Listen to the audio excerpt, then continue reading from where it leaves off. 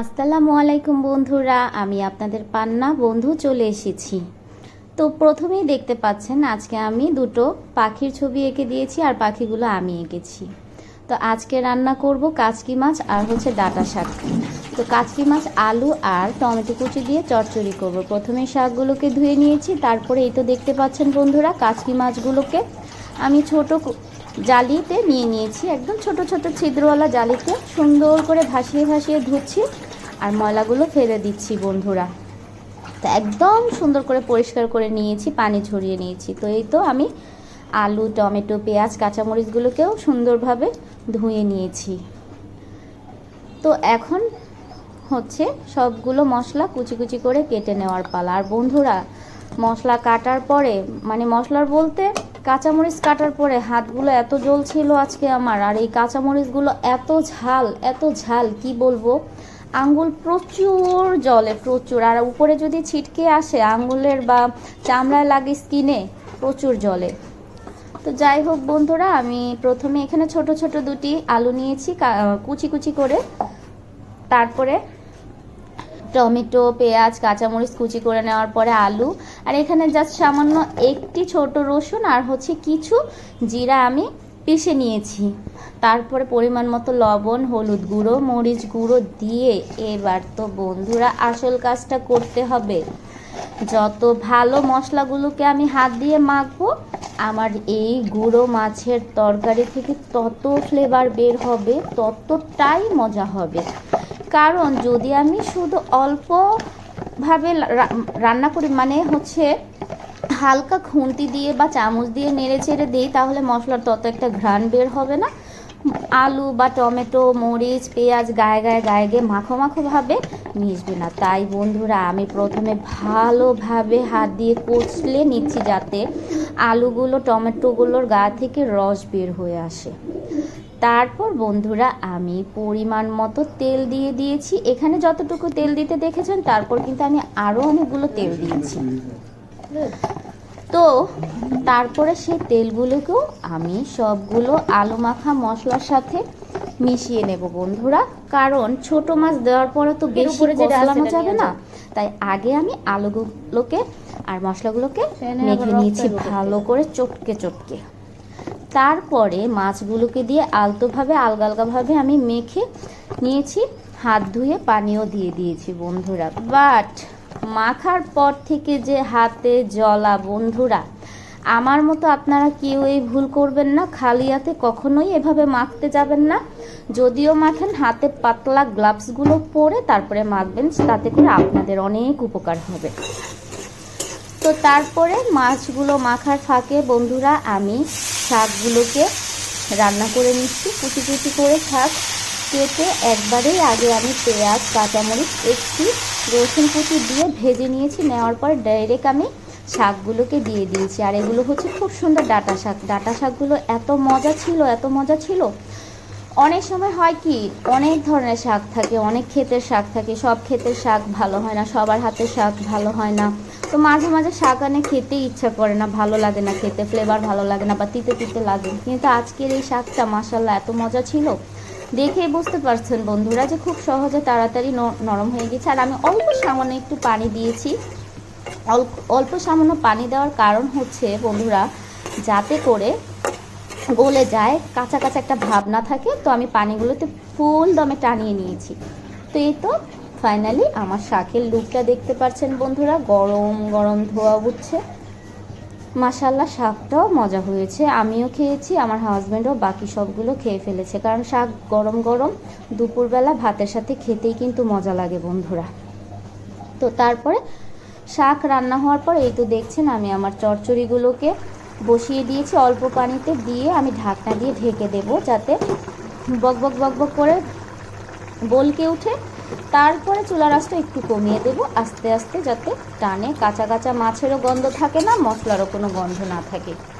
মাশাআল্লাহ খুব সুন্দর ফ্লেভার বের হয়েছে, ঘর মোমো করছে রান্না করার ঘ্রাণে, কাচকি মাছের ঘ্রাণে খুব সুন্দর হয়েছে। তো তারপরে আমি ধনিয়া পাতা দিয়ে দিয়েছি। যেহেতু শুক্রবারের রান্না খুবই তাড়াতাড়ি করতে হয়, নামাজ পড়ার টাইম চলে আসে, বা আদার্স অন্যান্য অনেক কাজ থাকে, ঘর দুয়ার গুছানোর কাজ থাকে, হাজব্যান্ড নামাজে যাবে, নামাজ থেকে টাইম মতো খাবে, অন্যরকম একটা ফিলিংস থাকে শুক্রবার বন্ধুরা। আজকে আমি কাচকি মাছ, তারপরে শাক, ডাল এসব দিয়ে ভাত খাবো। তো আমার কাছে শুধু মনে হচ্ছে এই কাচকি মাছে যদি আমি একটু জলপাই দিতে পারতাম, 2টা জলপাই দিতে পারলে ফ্লেভার প্লাস রান্নার যে একটা খাবারের যে একটা মজা আরও 5 গুণ 10 গুণ বেড়ে যেত।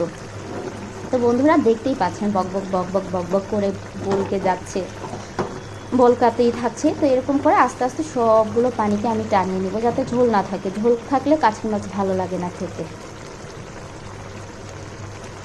তো হতেই আছে, সময় নিয়ে হচ্ছে। হ্যাঁ, সময় তো অবশ্যই দিতে হবে, এত তাড়াহুড়ো করলে তো আর হবে না। আর যারা ভিডিও দেখে তাদেরকেও ধৈর্য ধরে একটু ভিডিও দেখতে হবে বন্ধুরা। অবশ্যই আপনারা কিন্তু টেনে আমার ভিডিও দেখবেন না, আশা করছি সবাই যারা যারা আমার ভিডিও দেখবেন একদম ফুলফিল দেখবেন। তো এই তো পাতলা ডাল রান্না করে নিয়েছি, ডালের উপরে বাগার দেওয়ার পরে ধনিয়া পাতাটাও দিয়ে দিয়েছি। তো ফাইনালি খাবার অনেক ভালো হয়েছে। তারপরে চলে গেলাম আজকে টাস করে বাহিরে। দেখেন বন্ধুরা, আজকে মার্কেটে গিয়েছি একটি কড়াই কেনার জন্য। তো অনেক দিন ধরে আমি বের হতে পারছি না, সময় করতে পারছি না।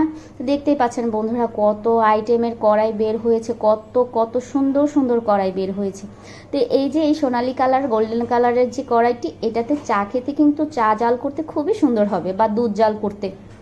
এই সামান্য ছোট একটি কড়াই, এটাই 850 টাকা 900 টাকা চাচ্ছে। তো আমি 600 টাকা পর্যন্ত বলেছি, দেবে না বন্ধুরা। তো অনেক সুন্দর সুন্দর জিনিস আছে এই মার্কেটে, খুব সুন্দর সুন্দর জিনিস বন্ধুরা। তো আমি একটি নতুন কড়াই কিনে নিয়েছি, আপনারা দেখতে পারবেন নেক্সট কোনো ভিডিওতে আমি সেই কড়াইতে রান্না করব বন্ধুরা, তখন আপনারা দেখবেন।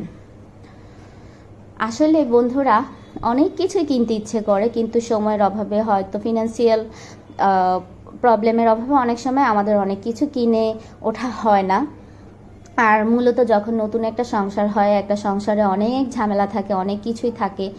এত কিছুর পরে রোগ শোক, অসুখ বিসুখ, ওষুধপত্র বা অন্যান্য জিনিসকে নিয়ে করা হয় না। তো এই তো আমার হাজব্যান্ড বসে আছে, আমরা তারপরে কেনাকাটা করার পর আপন কফি হাউসে চলে গিয়েছি। সেখানে আজকে স্পেশাল খাবার খাবো বলে তো প্রথমে মেনু দেখে নিচ্ছি বন্ধুরা।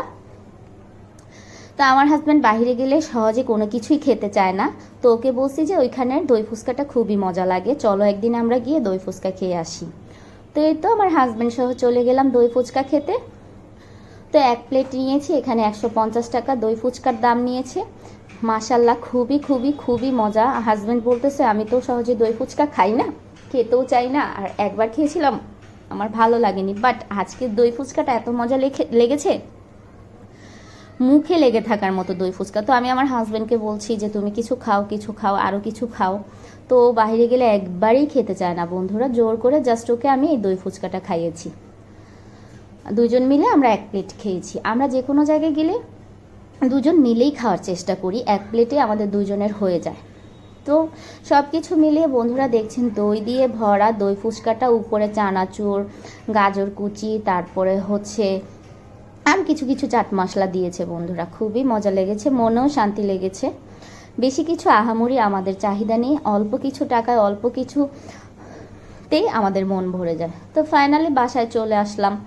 বাসায় আসার সময় বললাম যে চলো আজকে আর তেমন কিছু করব না বা খাবো না, 2 প্লেট তেহারি কিনে নিয়ে যাই, বাসায় গিয়ে খাবো।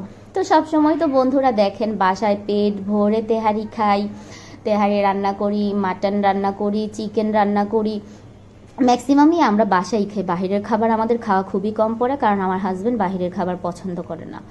তো এই তো দেখেন বন্ধুরা খাবারের কি অবস্থা, বাইরে থেকে কিনে আনলে আসলেই পোষায় না।